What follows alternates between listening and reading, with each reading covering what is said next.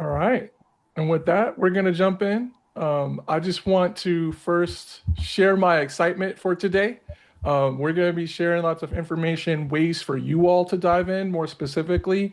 But just my gratitude first to Elizabeth and the New York Public Library team for helping put this together and frankly giving us some space to share with you all. And also gratitude to Dr. Braneon for showing up for us and sharing some of his knowledge with us. Uh, Today is really born of us getting together and having questions and wanting to provide some answers specifically for businesses to get involved. We hear about a lot of things on the news. We hear about a lot of things in our spaces and different places where we show up. And I think the goal for us was really to say, okay, how do we provide some practical ways, some ways that are real, some ways you can touch and feel and smell and really get involved with fairly easily. And we're going to do that with the playbook later on. But first, we also want to provide some context as we get into what climate change means, what it doesn't mean, and we are all used to seeing some of the uh, headlines that we see across the country, right? And we hear a lot about these things happening uh, nationally and what's going on across the country, but specifically, what's happening in New York City.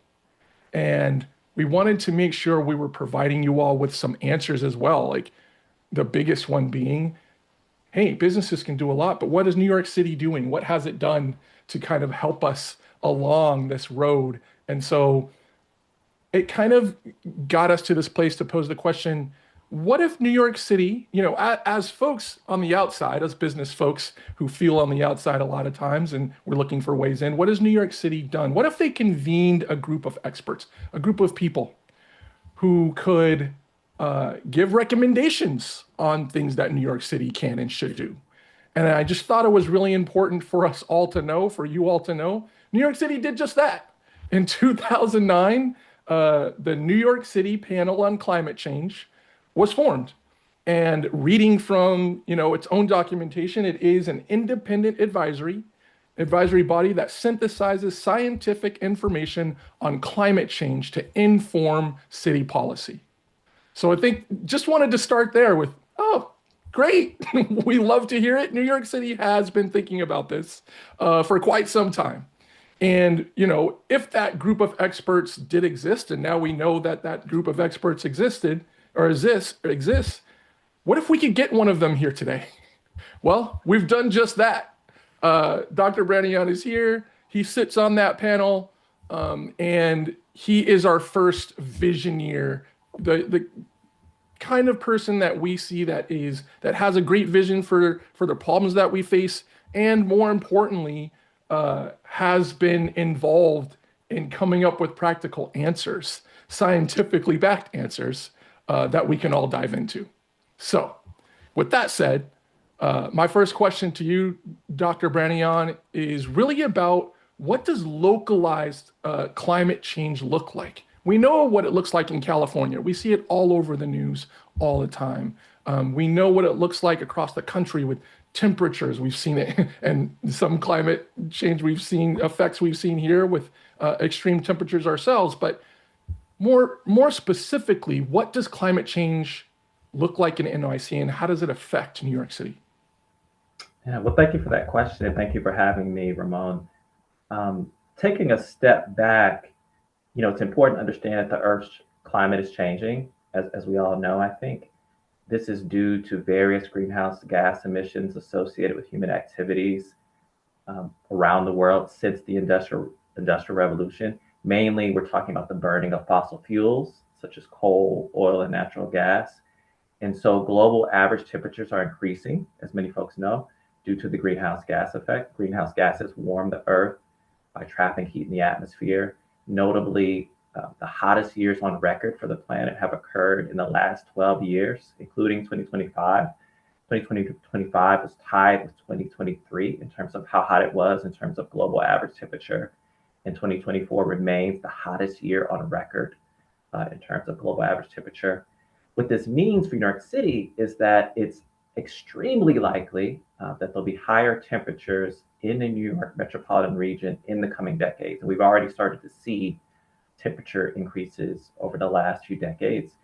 Average annual temperatures are projected to increase across New York City by 3 to 4 degrees by the 2030s when you compare with 1981 to 2010, and 4 to 6 degrees Fahrenheit by the 2050s, 6 to 10 degrees Fahrenheit by the 2080s. So we can expect higher average annual temperatures, but we can also expect more heat waves, more days over 90 degrees Mm. Fahrenheit each year, more days over 95 degrees Fahrenheit this year, each year.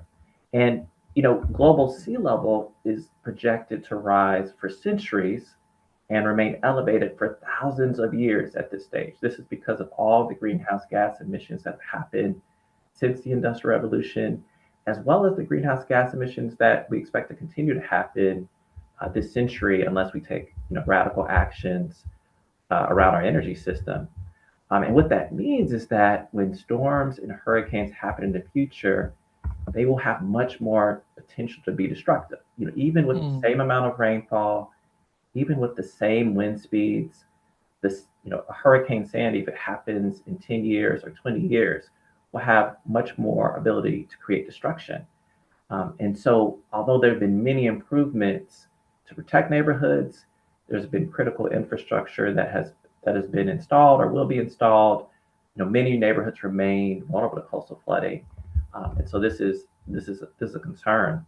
And so, New York City is subject to flooding, heavy rainfall, and summer heat waves, and these challenges will only become more frequent and more intense in the coming decades. Um, Let me stop there and see if you have any more questions, Ramon.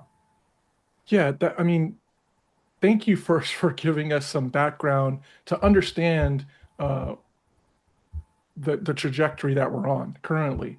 And I think in regards to one thing I've always wondered, and I know lots of people want to get into, is just giving us a sense, a quick sense of when you talk about the temperature change specifically, how those small temperature changes, seemingly small, Mhm. um, really do contribute to the things that you're talking about. I know in the public discourse, there seems to be usually some disconnect between how these small changes in temperature can really have great effect on us. Yeah, no, that's a great question. I mean, so if I say to you, that we expect annual temperatures to change, 3 degrees, maybe 4 degrees by the 2030s, in comparison to our baseline period, which is 1981 to 2010, you might say, oh, well, 3 degrees, 4 degrees, that's not significant. But that's really just the average annual temperature. Um, Mm. we experience different temperatures during the year, and we experience our hottest temperatures in the summer. Typically that's going to be typically even our hottest temperatures are between May and September here in New York City, and so 3 to 4 degrees Fahrenheit, a 3 to 4 degree Fahrenheit change in average annual temperature means that there could be significantly more extreme heat days. There could be significantly more heat waves, and so that small change, 3 to 4 degrees Fahrenheit, could mean that there's twice as many days over Mm. 90 degrees Fahrenheit. There could be twice as many days over 95 degrees Fahrenheit. So right now, or at least from 1980 to 2010, you might expect about 17 days or so on average each year that are over 90 degrees Fahrenheit. Maybe there'd be about 4 days over 95 degrees Fahrenheit um, in any given year on average. By the 2030s, we expect to have twice as many days that are hot and twice as many heat waves. And this is a huge concern because vulnerable populations, folks that are younger, folks that have comorbidities, folks that are over 65, there's significant likelihood they could be hospitalized. They're at Mm. greater risk of death during these extreme heat events. Not everyone has air conditioning or can afford air conditioning in our city. And we also have to be aware that infrastructure has impacts when there's heat waves, right? So Mm. there's a tendency for there to be blackouts sometimes when you have heat waves. And imagine you have a heat wave, you have a blackout. And then now folks that are accustomed to having air conditioning don't have air conditioning. They don't have power, right? Think of children at schools that are more vulnerable to extreme heat. So even just that small 2 to 3 degree Fahrenheit change in temperature will have significant impacts for human health. But it also has impacts on infrastructure. It also has impacts on businesses that depend on electricity, that is vulnerable, really, to those extreme temperatures that can impact the equipment that utilities use in our region. Thank you so much. And again, this is so great. I know the clarity really for me and other folks is really needed, and so I appreciate you getting that. I'm going to repeat back for 1 second. It sounds like what you're saying specifically in regards to temperature is, as the baseline rises, the the highs get higher and more frequent. And so thank you for helping us understand that, as well as how it affects us. And I want to dive in deeper to how it affects us. Can you talk a little bit about some of the core issues and tensions that New York City specifically has? You've talked about heat a little bit here already. I know New York City has had lots of different policies in regarding the heat. I don't know how many folks are aware, but New York City has had its own heat problems and issues and for quite some time. Prior to us focusing specifically on what we can do with climate change. So, diving into that more, as well as the flooding you mentioned and some of the other things that you talked about that are really specific to New York City. Okay, okay. Well, taking a step back, the the impacts of climate change will be felt beyond the traditional horizons, of most decision makers in New York City, whether they're Mm, decision makers, that are involved with policy or with city government, or whether they're decision makers that are involved with businesses. And so there's a tension there.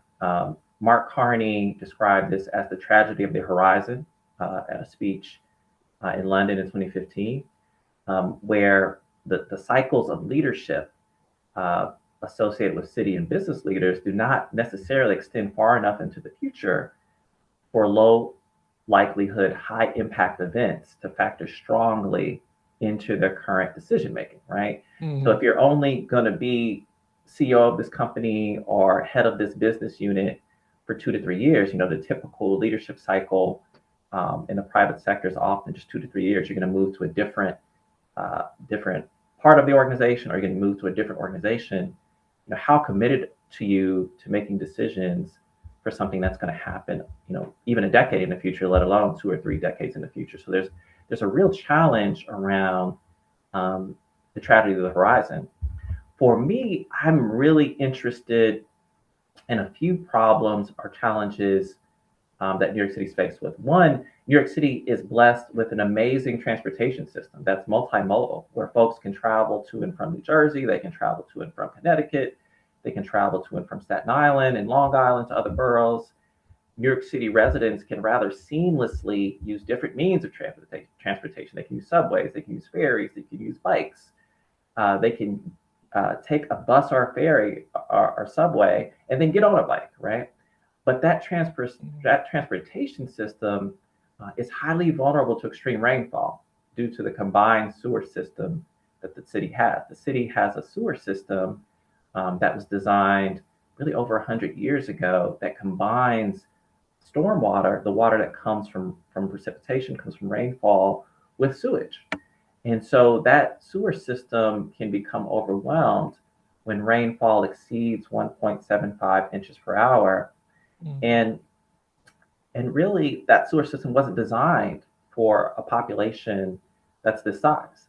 And so, looking closer at the transportation system, my research team has found that there can be really more than 30 days a year in which the transportation system is disrupted, meaning that bus service is disrupted in some parts of the city, or subway service is disrupted in some part of the city.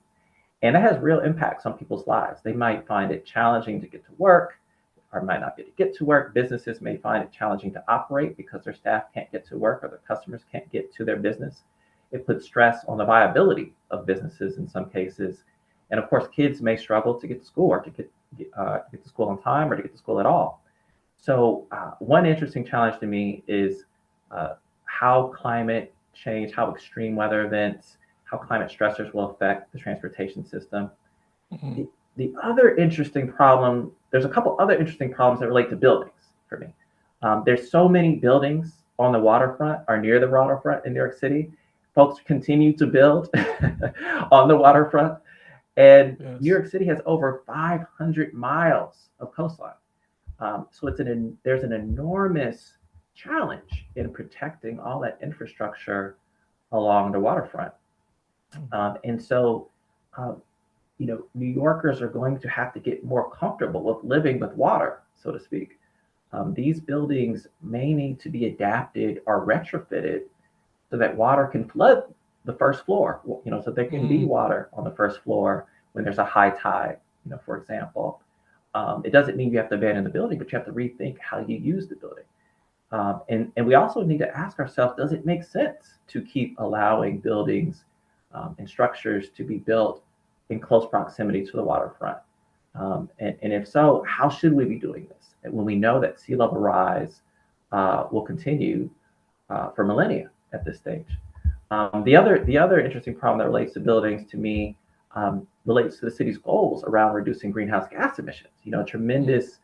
The city has made tremendous strides in terms of reining in greenhouse gas emissions, really keeping the growth from exploding the way it could have, and really the next big lever is around energy use for buildings. Um, and yet it's really challenging, right? To Mhm. maybe motivate building owners to retrofit their buildings. That can be quite expensive. And as I mentioned, we have this tragedy of horizon where maybe there's not an incentive in the short term to rapidly address the energy use of their buildings. So I think there's some really interesting problems related to the transportation system as it relates to buildings. And I'm hoping to work with leaders and collaborators to help New York City address these challenges. But I should say that these challenges are also impacting cities around the world. And really, any urban area with large concentrations of people and physical assets, is going to be dealing with challenges like this. Wow. Wow, Dr. Braneon. I'm just taking a second to really take that all in. And I also want to make sure we are helping folks to synthesize some of the things being said and just to, again, repeat back and have folks understand business's role. You talked about a lot of ways that business, people inside the businesses, our families, and so forth, really are affected from transportation to the buildings we uh, we are in.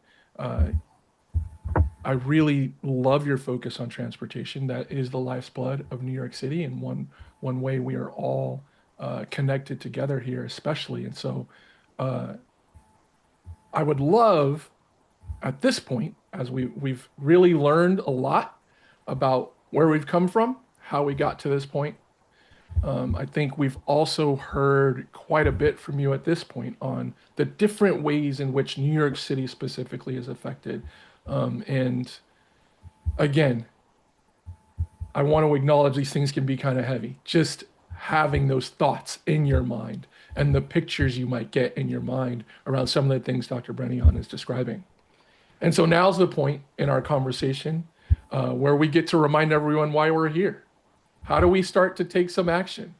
What things can we do for some of these daunting challenges that we've just heard about that that we face? And so first, if you have any examples of people, consultants, businesses, small and large, who are engaged in the climate fight, who are engaged in all ways. And just as a reminder to everyone, we are going to talk a little bit at the end here about the climate playbook. And I'd also like to just interject that our goal here is not to virtue signal. Our goal here is not to talk about things that you can say online or things that you might tell someone you're doing or how you feel about these things. Our goal is to provide you with many different lanes, many different ways in which you might engage so that you can choose one and pick what works best for you. And we'll get more into that later. But getting back to ways that folks have been engaging, are there examples that you've seen, Dr. Braneon, that you could share with us?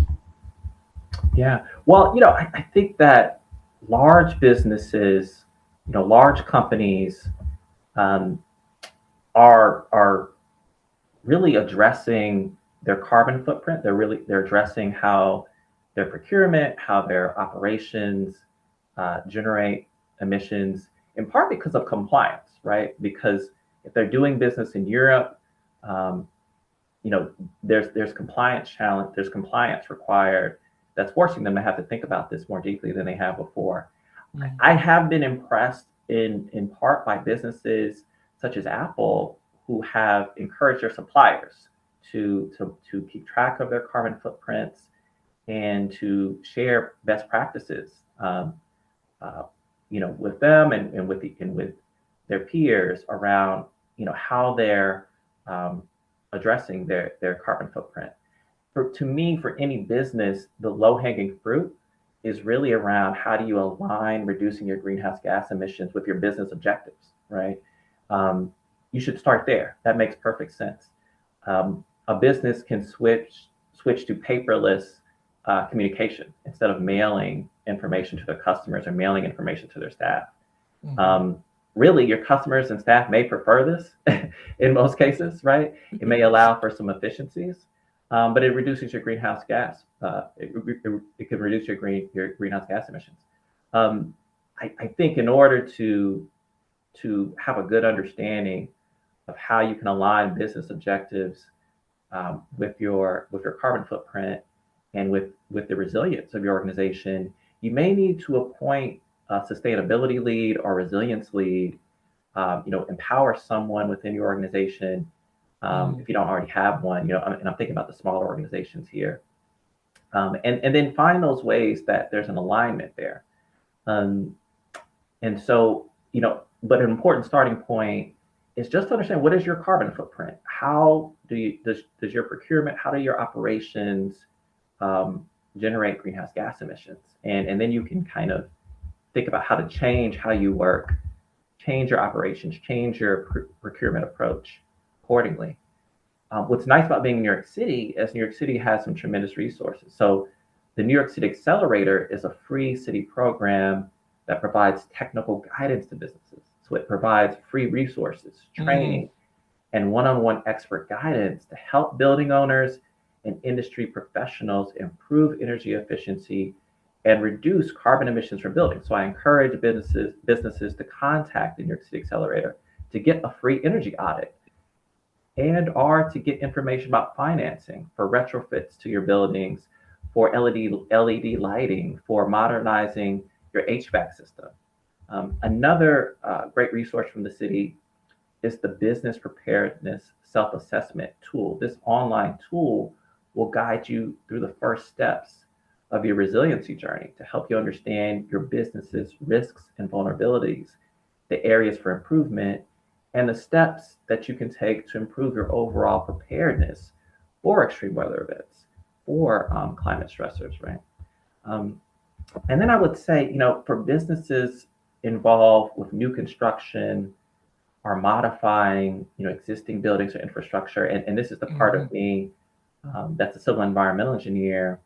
I really encourage designers, architects, engineers, as well as building owners and asset managers to to utilize the climate resiliency design guidelines. Sometimes we call these the CRDGs. Mhm. These can be a great resource as you're making building and infrastructure design decisions. And so the climate resiliency design guidelines, the CRDGs, they translate climate projections into technical guidance for use in the design of buildings, such as housing, design of infrastructure, such as roads, bridges, and sewers and buildings, as well as public spaces like parks, plazas, you name it. And so these guidelines are already utilized by over 20 city agencies for capital projects. And the city aims to use them for all city projects as early as next year, but they're publicly available. So you can go ahead and start using the climate resiliency design guidelines. There's the New York City Carbon Challenge. as well. This is a voluntary leadership program for universities, hospitals, hotels, and commercial offices. You can electrify your heating, so you can Mm, explicitly move away from fossil fuels as an energy source for your heating.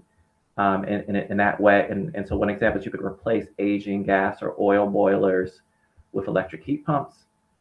You can electrify your fleet. So if you have, business vehicles, delivery vans, shuttles, for example, you can use electric vehicles. You can encourage your staff to commute in ways that reduce their carbon footprint. So enable them to bike to work, which might mean that you need storage space for bikes, or secure mm, parking for bikes, or a place for them to shower. And you can monitor your waste. You can kind of audit the waste from your office and shift your procurement so that you use packaging that allows for recycling or reuse. Um, and then lastly, I just want to say that um, in terms of infrastructure, some common sense things to do just involve, moving your critical electrical equipment. If you have servers or generators, in a basement, which, probably very few buildings do, but still do. But if you have it on the basement, if you have it on the first floor, you might move that equipment to a higher floor. There's opportunities to paint your roof white so that it reflects more sunlight. You could put a vegetated roof on your roof. You can put vegetation on your roof rather. There's programs with the city that can support you with that.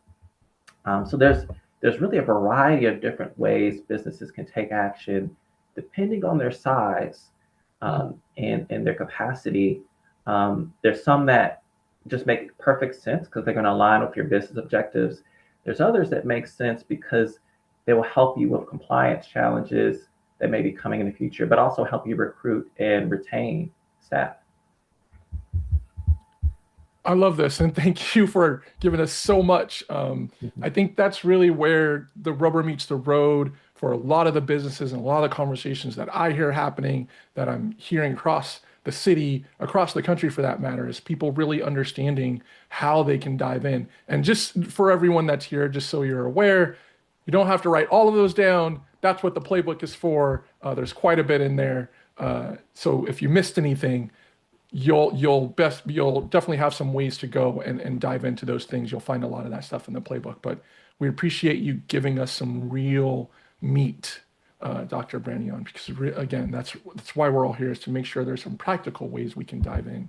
And so I know also, because you were on the panel, can you tell us any of the new information that you've been working on? I think you mentioned earlier you all are working on a new report that's going to be coming out sometime in the future.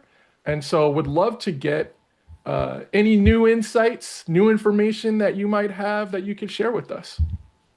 Right, right. Well, I don't want to be a spoiler, because I do Yeah. want people to read the report and see the report. But one thing we've done is we've compared climate projections from the first panel's assessment report with observations, right? And Mm, so we've looked back to see, you know, or we've done the analysis to try to understand whether those projections for the 2020s align with what we're seeing with the 2020s. And as is expected, we are seeing alignment between what we expected to come in the 2020s. The 2020s aren't over yet. We still have some time left, but we're seeing what we expected in terms of extreme heat. We're seeing what we expected um, in terms of heat waves. We're also trying to help folks understand how to utilize and apply climate projections. So what we'll have in this fifth assessment report are case studies that show you how organizations like the New York Climate Exchange or the mm, Port Authority have used climate projections in their planning efforts, in their capital decisions. And this is really helpful for folks because even though we're putting out these reports with a lot of detail, with a lot of information, this is still in part, highly technical, right? And built on quite a bit of science. And so, what we're trying to do with the fifth assessment report is make the information more accessible. mm, And I hope we're going to do a good job with that. Lastly, I'll say we dive really deeply into the concept of risk tolerance, right? And you and I think we both have children. If someone tells a parent, "Hey, if you take this path, uh, riding with your child, there's a 5% chance that your child could be hurt or injured," Mm. and you say, "Hey, this other path, uh, there's 0% chance or 1% chance, but it'll take you twice as long," we're probably going to take that path that takes twice as long, right? Because it's really important to us to protect our Hmm. children, Hmm. right? And that's something that we can't bear. How we can't bear to have something happen to them. And so the same is true when we think about climate risk. Two different people are going to perceive the same risk differently depending on how they value the asset or the people they need to protect, right? And so we try to dig into this concept of risk tolerance for stakeholders to help them understand it's really not one size fits all. You, as the stakeholder, have to make a decision about how much you value that asset, right? Yes.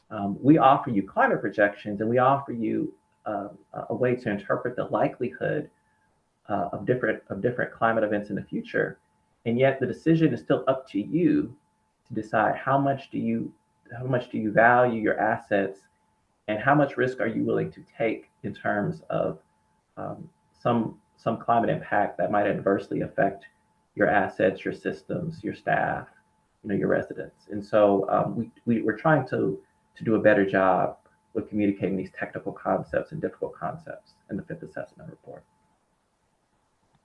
I love it so much. And it is a great, thank you so much. I could definitely just keep going on, but I know we do have some amount of time constraints here. But I really want to thank you for bringing all of your knowledge to bear. And we're going to have some Q&A here in a second. But first, I'm going to dive into the playbook. You've given a great segue in regards to helping businesses uh, decide what's right for them by way of risk tolerance, by way of the different ways that are best for them. And that is really what the playbook is designed to do. So consciously, my company, along with the New York Public Library, Be Local, which is the community of B Corps in New York City, along with B Lab, who is a certifying body that gives out the B Corp certification in seventh generation as well, really came together and said, how can we help folks? How can we empower folks, give them some knowledge on things that they might be able to do, but also make sure that, frankly, there's no excuses.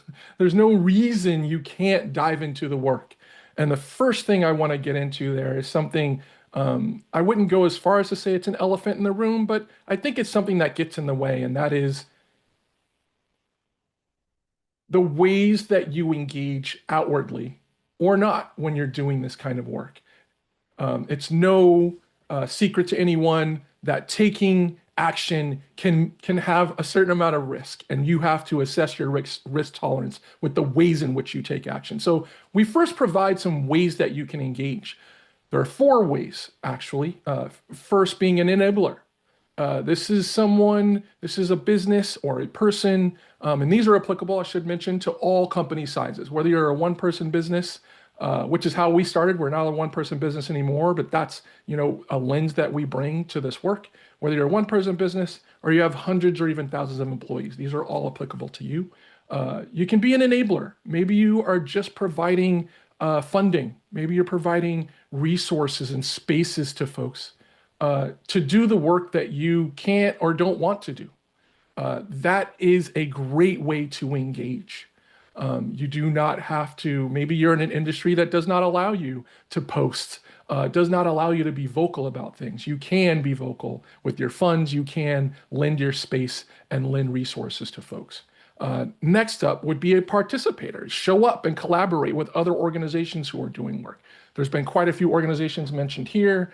And so just finding the ones that fit for you, and we'll talk about that in a second, but just participating more in the things that you really care about as a business that align to the initiatives you already have, that align to your profit motives, that align to the things that you care about as a business. Now we get into some ways that would really align with the folks that want to be even more and engage deeper, being a realizer and starting your own initiatives. things that you can do with your building. If you are in a co-working space, you might work with your co-working space to help them get something going. So even if you don't own the building, even if you don't have a financial investment in that space, you do have an investment in the community and the ways in which you work.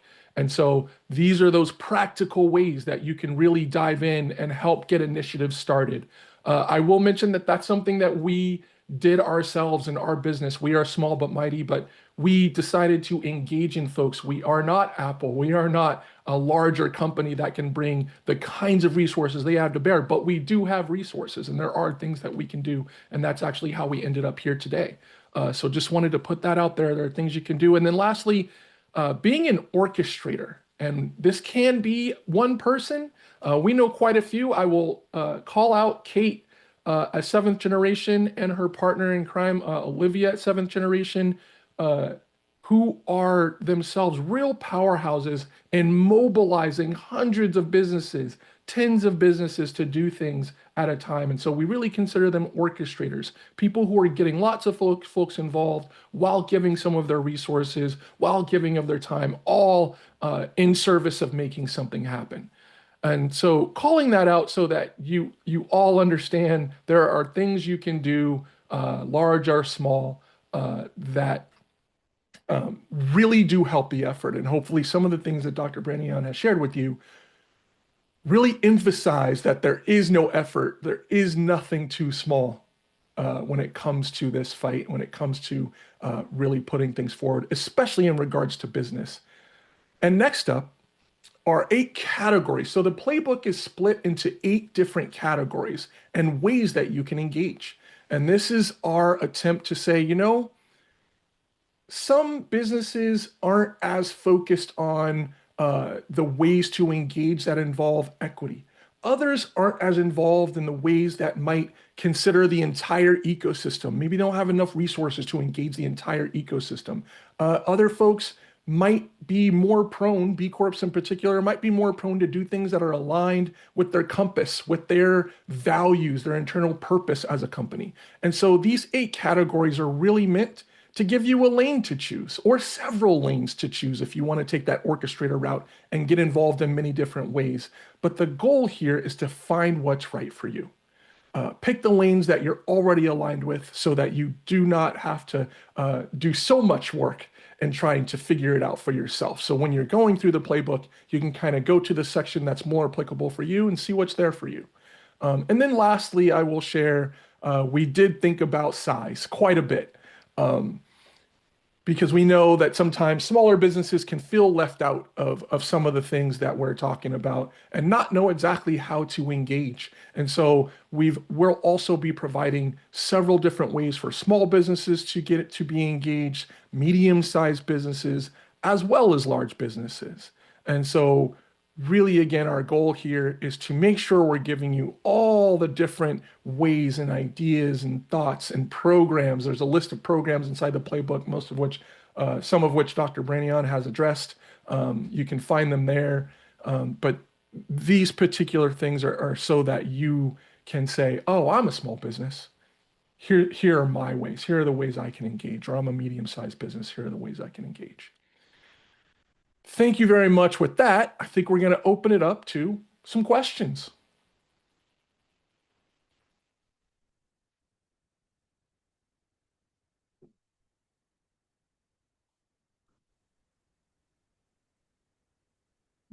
Thank you, Raymond and Dr. Braneon. I think one of the questions we have is around affordability, especially for existing small businesses that need to retrofit or conversion of older systems to newer systems. Thank you, Elizabeth. And I'll dive in and throw to you, Dr. Braneon, but I will share a quick example because we do have quite a few B Corps that are really involved in a lot of these challenges. We've had quite a few B Corps who occupy buildings, and because they have long-term leases, and we also have folks, again, who are part of co-working spaces. They don't own their buildings. We also have folks, we have B Corps that are one-person businesses, and therefore they work from home. In all three cases, we've had folks who have addressed these things with their landlords. We've had people who've had their co-working spaces start their own initiatives, and we've also had companies who occupy buildings or own buildings start these initiatives themselves or in conjunction with others. So usually the way what we've seen is the way folks have addressed affordability specifically is to make sure they are involving others and splitting the cost among a group. That was the case with the co-working space, and also the case with the folks who were working from home, involving other tenants inside their buildings to make some of these things happen. But I will throw to you, Dr. Braneon, to see your take on some of these things. Well, I think if you cool your roof by changing the color to a lighter color, such as white, or install vegetation, there's going to be some benefits around energy costs for you potentially. Depending on the building type and the age of the building. Um, I would just point to what you said in terms of folks that are renters or leasing to encourage the building owner or the building manager to take actions. I think you can also just choose your co-working space or choose your spaces, the space that you work from in part based on the actions, that the building owner is taking. So I don't think it's limited to just folks that actually own the buildings or manage the buildings. I think it's really important for businesses to kind of demand that the building owner takes action. And kind of as you said, this extends beyond buildings, right? This extends to investments that you make as a business. This extends to your suppliers. And so while it can be really challenging, fortunately, there are resources from the city, such as the New York City Accelerator, to help you understand what financing options are there for you. And so I would just emphasize it's very critical for there to be really dramatic changes in energy use amongst buildings. And at a minimum, I think just shifting how you get energy, or your sources of energy, can add value, and that might involve changing some of the equipment that you have. Thank you so much. And I'll throw out one more, Elizabeth. We consciously actually give back to our employees and the folks that are working from home by letting them know if they do switch to any clean energy for their home where they're working from, we'll actually pay the difference in their bill. So if it is more expensive for them to do, any difference we'll pay. And it's usually not a huge difference, at least from a business expense perspective, for them to just give us the bill. Our accountants figured out the difference in cost, and we pay that for them. And again, I just want to say it's really a matter, solutions are really a matter of you using the creativity you have, and problem solving, bringing that to bear. There's all kinds of solutions that have not been thought of yet, but just throwing that out as another example of something that every business can do, whether small or large, in regards to affordability and folks being able to engage. Great, thank you. I think another important question that we just received is about, and I don't know if this is covered in the playbook per se, but can you share some initiatives in New York City that support and incentivize transition to renewable energy, whether it's financing, special financing, or tax incentives?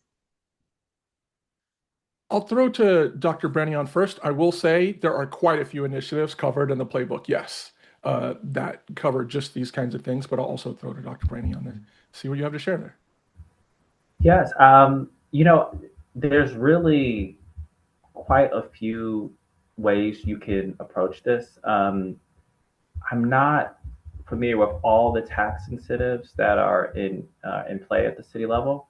I think the New York City Accelerator is probably the best resource around what you can do in terms of buildings.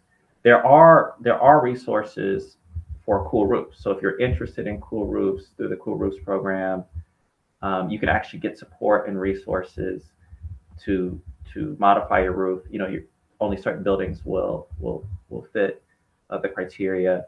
What's nice about that is the city uses that as a way to provide employment for folks. Folks are trained on how to modify roofs, and so there are different incentives. I would start with New York City Accelerator to find out more about that. because I think they'll point you towards things you can do for buildings. That's what comes top of mind, but I'm sure there are other tax incentives and opportunities that I may not be aware of. I will share, thank you, Dr. Braneon, very much. I will share one more thing that we are working on, which is part two of the playbook. We're just barely getting part one out, which is what we're doing today. But part two of the playbook will really be an addendum and appendix that really just lists these things out for you straight out. It will have everything from all of the different city initiatives to tax incentives to organizations you can call up and partner with. So look for that soon in regards to the part two of the playbook coming at you to provide some of those detailed answers. Although quite a few of them, again, are already in the playbook. We just want to make sure we provide something even easier to find and utilize. Raymond, speaking of part two of the playbook, when do you expect the release of that? Good question. We're looking at spring. Hopefully by spring here, we're hoping to do that by April. And then hopefully at that point, just in time for Earth Day, you'll come back and update us all. I just want to tell everyone that who is here and who's registered, we will be sharing the slides. We're going to be sharing the recording with you as well as the playbook. So great place to get started learning and applying what you are reading about today. So thank you. Just, I think one of the other questions that came up, I think we have a minute to answer that, is just, do you have any success stories from like your time on this project? Something inspirational that you could share with us? We definitely have some. Again, I will throw to Dr. Braneon to see if you have any to share. I definitely do, but want to see, always defer to you and see what you have to share as well. Yeah, yeah. Well, I think one of the biggest success stories has been the Port Authority of New York and New Jersey, as well as MTA. They've used climate projections to enhance their decision making, and the investments they're making are just huge. Millions of dollars, sometimes up to $1 billion. And what happens is when you invest in resilience at the onset of design of infrastructure, you save money in the long term because you prevent disruptions, you prevent have to rebuild. Con Ed as a utility has also been very active in utilizing climate projections. I think they've done a great job of publicizing what they're doing, and you can access information about how they're making sure that there aren't as many power disruptions, and how they're making sure folks can always have access to heat and cooling when they need it. So I point to Con Ed as a real success story that's working in New York City, in a challenging environment. I love that. Thank you. And I can share across the board. I think I'll share some things that are both organizations and people. So the Urban Green Council has really done some amazing work around making sure that green building practices are put into place, and they work with a lot of businesses to make that stuff happen. Also, New York Renews is a really amazing org that you can look up. They work with New York City businesses specifically, large and small, to help talk to our politicians, to our political bodies, to make sure that policies get passed. And that's happening statewide and citywide. So they're also another great organization that you can get involved with. And then also you can do some simple things like following Climate in Color, Green Girl Leah, and Brown Girl Green.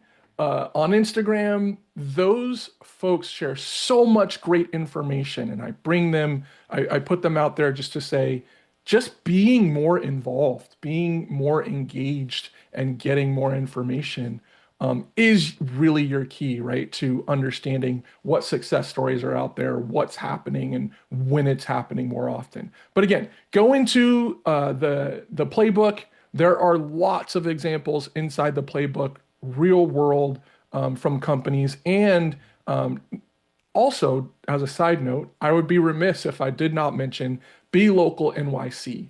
The B Corps in the New York City area are really engaged in these things as a matter of course. It's why we become B Corp certified, to be companies that are about more than just profit in the different ways that we're allowed to do so legally. So, what we really do here is provide the business lens to engaging with society in ways that don't just have to do with profit and getting our things sold. We like to engage in society in ways that benefit people, benefit our cities, and benefit the world. So, thank you for that question. I really would have not liked forgetting mentioning the B Corps of New York City and the ways in which they provide great examples. So if you go to Be Local NYC, Google that or go to belocalnyc.com and you'll find us there. Well, thank you, Raymond and Dr. Braneon today for this really incredible conversation around climate change and climate action, um, and for introducing the playbook to our audience. We're really just so grateful to both of you for sharing your time and your expertise and resources. I do want to share that with our audience that we will be sending a follow-up that includes a copy of the presentation as well as the slide deck, and of course a playbook which lists all of these great resources, insights for all of you. So I want to thank you. Please join us next time for our session with Raymond when we get a look at part 2 of the playbook. So, And thank you so much, Elizabeth, and the New York Public Library System. Thank you. And thank you, Dr. Braneon.